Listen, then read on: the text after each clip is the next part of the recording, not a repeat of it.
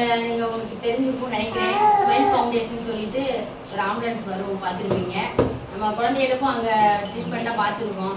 So அவங்க அந்த smile ஃபவுண்டேஷனுக்கு அந்த பேருக்கு ஏற்ற மாதிரியே உண்மையிலே பாராட்டலாம். நானே 2 தடவை தான் பார்த்துருக்கேன். ஒரு குழந்தையோ இல்லை பெரியவங்களோ யாருக்காக இருந்தாலும் சரி, அவங்ககிட்ட பொறுமையாக பேசி என்ன ஏதுன்னு ஒரு ஆளுக்கே ஒரு 20 மினிட்ஸ் மேலேயே டைம் எடுத்து அவங்ககிட்ட என்ன டீட்டெயிலோ என்னன்னு ஃபுல்லாக கேட்டு அதுக்கப்புறம் தேவையான டேப்லெட்ஸோ சிரப்போ டானிக்கோ எல்லாமே டிஸ்ட்ரிபியூட் பண்ணுறாங்க. ஸோ அது ஒரு பெரிய விஷயம்.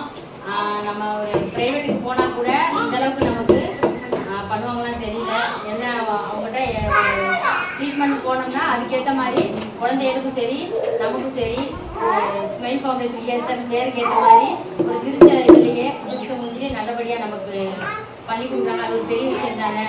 ஸோ அவங்கள நம்ம இன்னைக்கு நம்ம அங்கன்வாடிக்கு வந்திருக்காங்க. ஸோ அவங்க உங்களுக்கு சார்பாக எல்லாருக்கும் சார்பாகவும் அங்கன்வாடி சார்பாக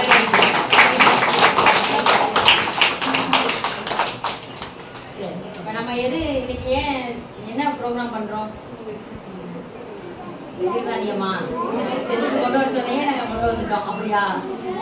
இந்த எதுதான் இந்த செப்டம்பர் மாதம் 1 இருந்து 31 தேதி வரைக்கும் ஊட்டச்சத்து மாத விழாவாக ஒவ்வொரு வருடமும் கொண்டாடுறாங்க. ஏன் இதை செலிப்ரேஷன் பண்றாங்க? இதுக்கு எதுக்கு இவ்வளவு இம்பார்ட்டன்ஸ் நம்ம கொடுக்கணுமா? அவசியம் இருக்கா? சொல்லுங்க. ஊட்டச்சத்து முக்கியமா முக்கியம் இல்லையா? ஏன் முக்கியம்? நம்மளுடைய வளர்ச்சியில சரி, மூளை வளர்ச்சி சரி, உடல் ரீதியாகவும் சரி, எல்லாத்துக்குமே நம்மளுடைய ஃபுட்டு தான் காரணம். ஸோ அந்த ஊட்டச்சத்து சரியா இருந்தா மட்டும்தான் நம்மளால நம்மளுடைய வேலைகளையும் சரி நம்மளோட பிரெயினும் சரி சீராக இருக்கும். அதனாலதான் இந்த ஊட்டச்சத்து மாத விழாவா ஏன் இப்போ இவ்வளவு தூரம் அதுக்கு இம்பார்ட்டன்ஸ் கொடுத்து செய்யறாங்கன்னா, எதுக்கு செய்யறாங்கன்னு சொல்லி இவ்வளவு இம்பார்ட்டன்ஸ் கொடுக்குறாங்கன்னா, ஊட்டச்சத்து குறைபாடுனால நிறைய குழந்தைகள் இறப்பு விகிதம், கர்ப்பிணிகள் இறப்பு விகிதம், சில்ட்ரன்ஸுக்கு நிறைய ஊட்டச்சத்து வளர்ச்சி குன்றிய குழந்தைகள் நீங்க பார்த்துருப்பீங்கல்ல, மெலிஞ்சிருப்பாங்க, ஒல்லியா இருப்பாங்க, ஒரு மாதிரி இருக்கும் உங்களை பார்த்தாலே. பிறப்பிலேயே அப்படி இருக்கும் குழந்தைகளுக்கு, வளர வளர இருக்கும். இதெல்லாம் காரணம் எதனால? அந்த கருத்துல லாஸ்ட்ல வந்து நிக்கிற இடம் எது? அந்த ஊட்டச்சத்து குறைபாடு தான். அப்ப ஏன் அந்த நம்ம என்ன செய்யணும்? நம்ம வளரிளம் பெண்களா இருக்கும் போதே, அங்கன்வாடியை பொறுத்த வரைக்கும் வளரிளம் பெண்கள் இருந்தே நம்ம வந்து ஊட்டச்சத்தை பத்தி எடுத்து சொல்லி அவங்களோட ஃபுட்டை நம்ம வந்து சீர்படுத்தி கொண்டு வரோம். அவங்களுக்கு மாவு கொடுக்குறது, அவங்களுக்கு கூப்பிட்டு அவங்களுடைய, ஏன்னா வளரிளம் பெண்களா இருக்கும்போது தான் பீரியட்ஸ் வரும். அப்ப இருந்தே ஆரம்பிச்சிருவாங்க. நம்ம அப்ப அந்த ஃபுட்டு நல்லா எடுத்துக்க மாட்டோம். வயசு பிள்ளையா இருக்கும்போது நம்ம பாட்டுக்கு வெளியே போக வைக்க அப்படிதான் இருக்குமே தவிர அந்த ஃபுட்டில் எந்த ஒரு இதுவும் நம்ம எடுத்து செஞ்சு எதுவும் சாப்பிட மாட்டோம். அதுக்கப்புறம் என்ன ஆகுது? அவங்க கல்யாணம் ஆகி கர்ப்பிணி ஆவாங்க. கர்ப்பிணி ஆகும்போது எப்படி இருக்கும் அவங்க உடல்நிலை? அந்த ஏற்கனவே அவங்களோட தெம்பு இருக்காது. இப்போ மாசமா இருக்கும்போது இன்னும் தெம்பு இருக்காது. அப்போ போய் நம்ம இதை சாப்பிட அதை சாப்பிட நிறைய சாப்பிட்டாலும் உங்களுக்கு அந்த உடம்போட ஒரு சீர் இருக்காது. சரிங்களா? 2018ஆம் ஆண்டு பிரதமர் மோடி அவர்களால் ஆரம்பிக்கப்பட்ட திட்டம் தான் இந்த போஷன் அபியான் திட்டம் சொல்லுவாங்க.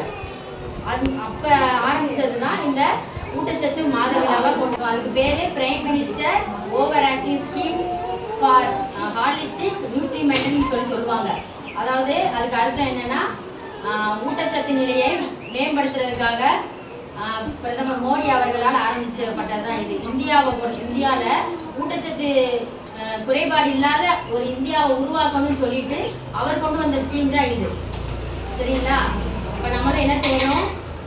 என்ன இப்ப வந்து ஃபுட்டோட குவாலிட்டி எல்லாமே உங்களுக்கே தெரியும்.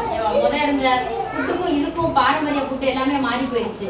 இப்ப நம்ம தேடி ஓடுறோம், பாரம்பரியத்தை தேடி ஓடுறோம். குழந்தைகளுக்கும் சரி எல்லாமே களி கிண்டி கொடுக்குற விதம், கம்பு சோளம் இதெல்லாம் சேர்த்துக்கிறோம். ஏன் இப்ப அது வந்து ட்ரெண்டிங்கா இப்ப அது வருது. ஆனா பழங்காலத்துல இருந்து நம்ம சாப்பிட்டு வந்தது எல்லாமே பாத்தீங்கன்னா, அப்ப உள்ளவங்களாம் உங்களுக்கே தெரியும், 60 வயசு ஆனாலும் நடக்காது, ஸ்ட்ராங்கா இருப்பாங்க. அவங்க உடம்பு பெரிய பாறைகளே தூக்கி எரிஞ்சாலும் அந்த அளவுக்கு ஓடு. 120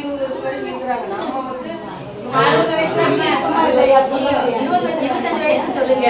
அதுக்கு இங்க கால் வலிக்குது, அங்க கை வலிக்குது, 100 கூட சொல்லிடுறோம். டாக்டர்கிட்ட 10 தடவைக்கு மேல போயிடுறோம் மாசத்துக்கு. அதுக்கெல்லாம் காரணம் என்ன? நம்மளுடைய ஃபுட்டு இதுதான். இது ஏன் நம்ம சிறுதானியத்தை எடுத்தோம்?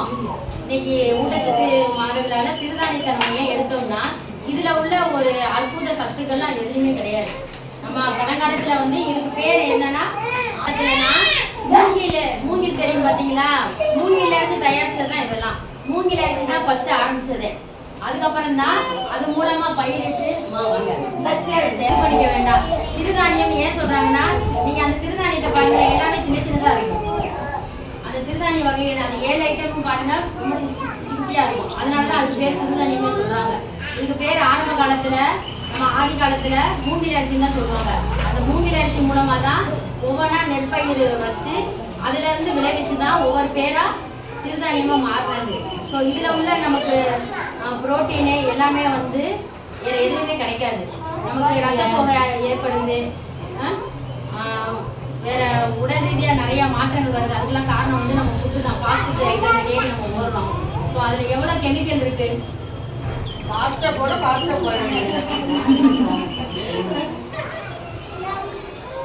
அதனாலதான் இன்னைக்கு நம்ம இந்த சிறுதானியத்தை அவேர்னஸா எடுத்து நம்மளும் புரிஞ்சுக்கிறணும். மற்றவங்களுக்கு நம்ம கொடுக்கூடாது.